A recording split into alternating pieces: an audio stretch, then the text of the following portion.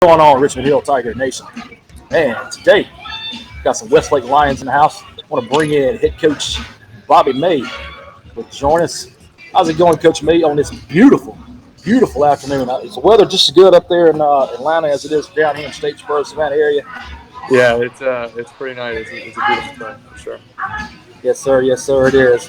Well, hey, let's just go ahead. Let's just go ahead and talk about what we got here. What we got here to talk about. I know you're a busy guy. You got a lot of things going on today. Let's go ahead and rock and roll. We'll talk some. You go give the fans a little bit of insight on the Lovejoy Lions. Now, I'll be honest, man. It was hard to find much of anything on Lovejoy. Yeah, some teams.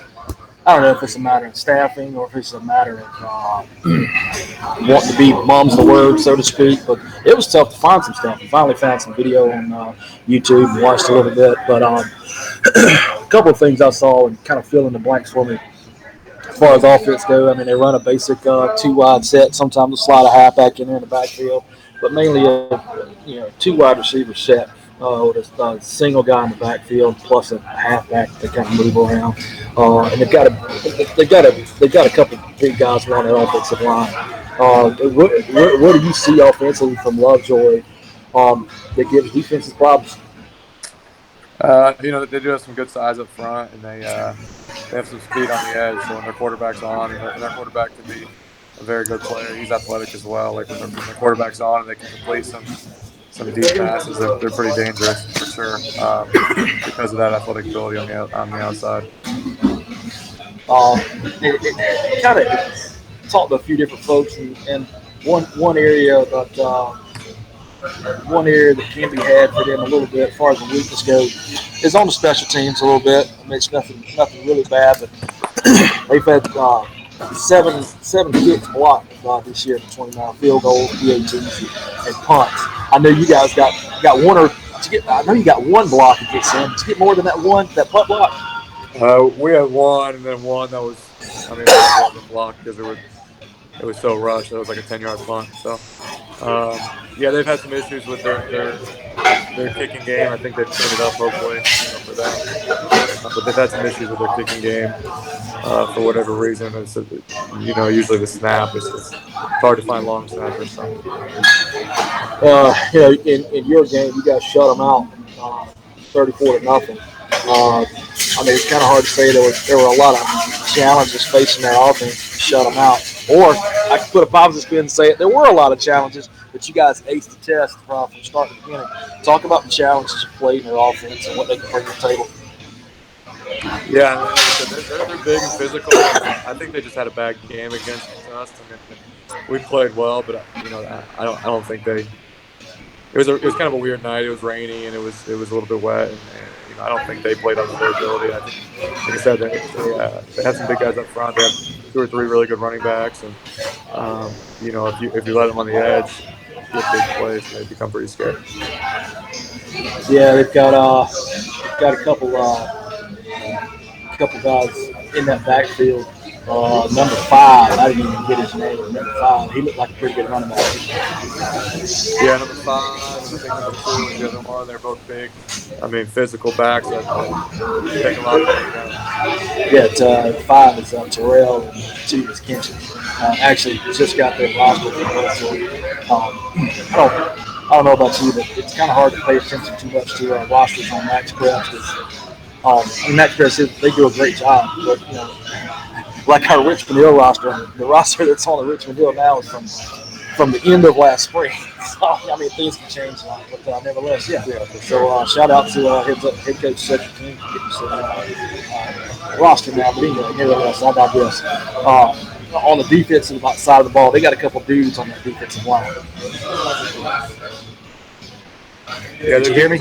They're big and physical, and they present some problems. They, the 58 is huge. The 13 is a really good player, defensive end for them, and they fly around. Like I said, I think we got lucky on a couple of things, and I think we maybe caught them at the right time. We thought we were gonna have more. They definitely present some problems if they can, beat you up with that front 4, which they usually do. Talk about the play in your conference. I mean, every coach is always going to say, "Well, our conference is great," blah blah, yada yada yada. And your conference is one of those that you really are really good.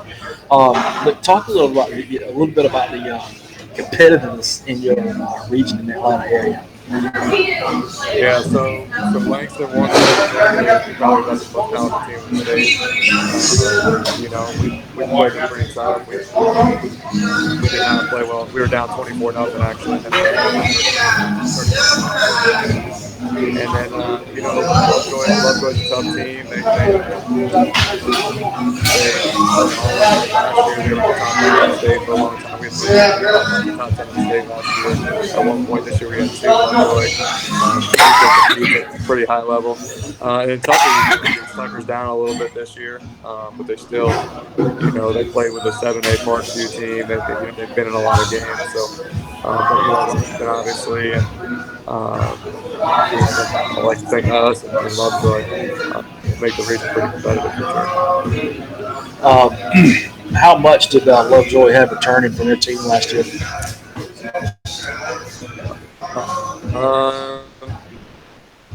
Quite a bit. I think they lost their two safeties from last year, and then they had a really good defensive end last year that they lost. Quarterback's the same. Quarterback's the same. Two best receivers, I would say, are the same. And then, I would say they returned most of their core from last year. Yeah, I mean, you talk about it. Region 4 out of Atlanta. I mean, Tucker's been there for a while. They've made a couple state title runs over the years, the last 10 years or so, but they're considered as having a down year this year. Whenever Tucker's up, throw in, of course, Hughes, West, and you guys, that conference is just a beast. Yeah, it's tough. I mean, we like I said, besides Langston, we did very well in the conference this year. We were able to beat some teams and get up on some teams early, but that's not necessarily the norm. And I think obviously you guys hope not, but I think Lovejoy's got a chance to win their playoff game. I think Langston will win theirs, and hopefully we got a chance to win ours. And I don't think Tucker's going to get blown out. Obviously they got a tough task ahead of them with Brunswick, but I think they're going to fight at least for a while. And then the depth might be a problem, but I don't think they're not going to lay down. I mean, so. Yep, those matchups include Tucker on the road at Brunswick, Lovejoy on the road to our guys in Richmond Hill, and then you guys hosting Lebanon County and Langston Hughes hosting Glen Academy. But yeah, I mean, if I'm sitting here right now, just kind of thinking about things on paper, I'd say who knows what will happen this weekend on Saturday, but that region 4 stacks up from top to bottom. Those 4 seeds, the region 4 is probably a little bit better. Who knows what will happen this weekend? But let's talk about playing on Saturday versus Friday. How does that change your practice week? For us, we kind of just we work on some special situations on Monday and kind of added like more of a special teams practice on Monday, and then we just make each practice a little bit shorter. We're still just going to see the kids every day, so we'll just end a little bit earlier each day. Maybe cover an extra scenario every day. If we're going to the playoffs, whether it's 2-minute or 4-minute offense or prevent or whatever it is. And just stuff we normally cover on Thursdays, but we'll just go over it an extra day. But it's going to be different. We're playing at 4 o'clock, and other things are playing at 1. I think you guys are playing at 1. Just getting the kids ready. Whatever we can, same task. If you can't get ready for a playoff game, you probably don't deserve to win. So. Nope, not at all. Real quick before we let you go,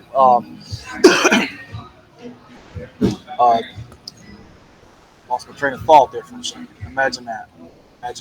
Where was I going?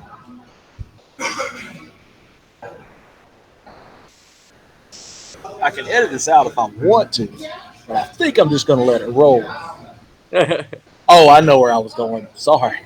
Let me tell you. I got lemon pepper wings on my mind.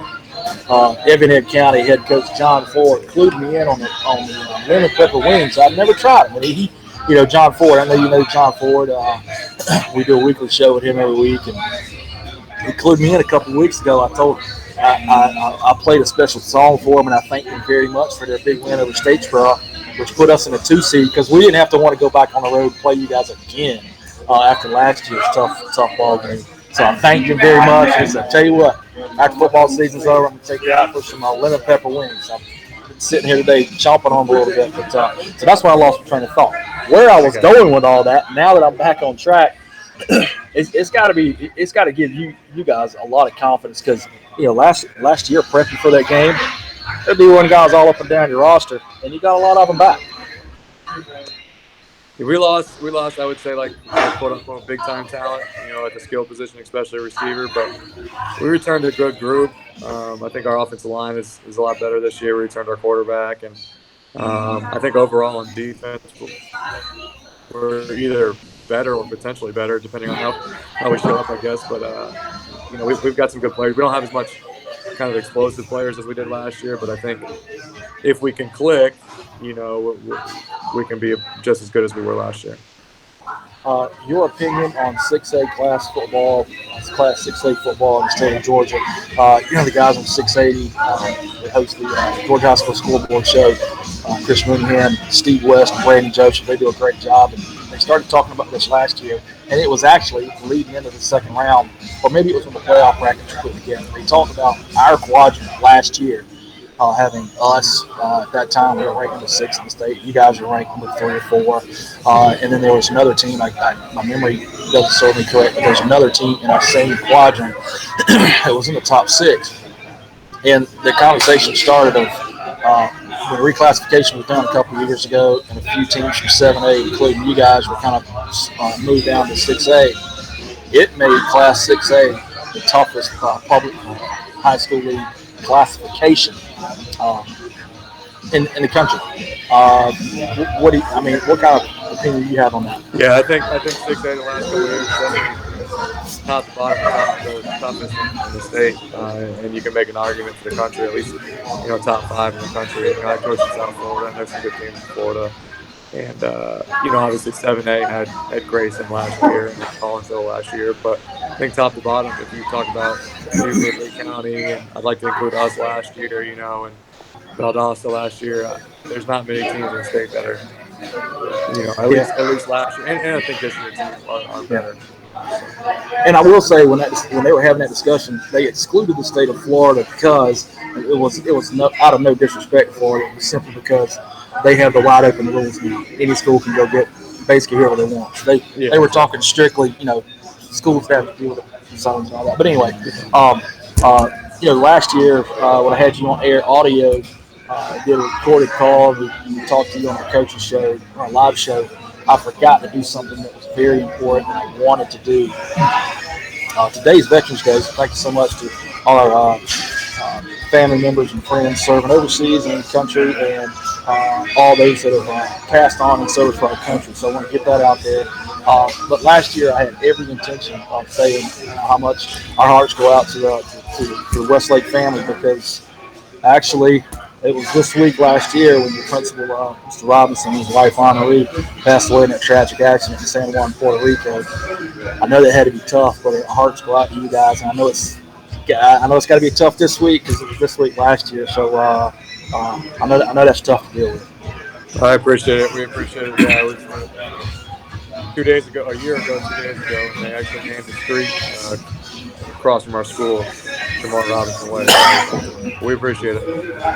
Awesome. Hey, Coach, thank you for spending a few minutes with us. Before we go, give two questions. Tell the Richmond Hill fans, folks, what they can expect in general from this Lovejoy team. I love their unis. Man, they got the navy into that baby blue.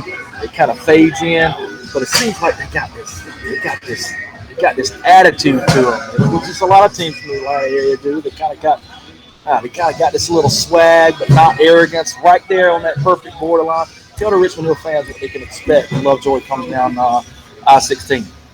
Yeah, Coach Carson, their head coach, is a really good coach. He's a defensive coach. And I think when you get Lovejoy at their best, they're tough, they fly around, they're physical, and they're big. So it's going to be a tough game.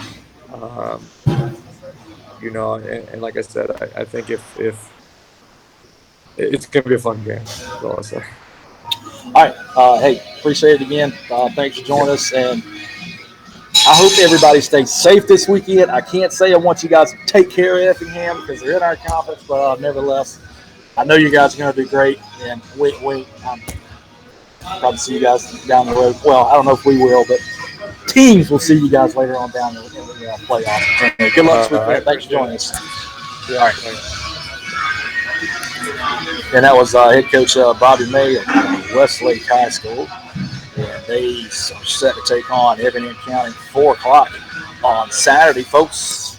Stay tuned for our next show coming up in about 10 minutes.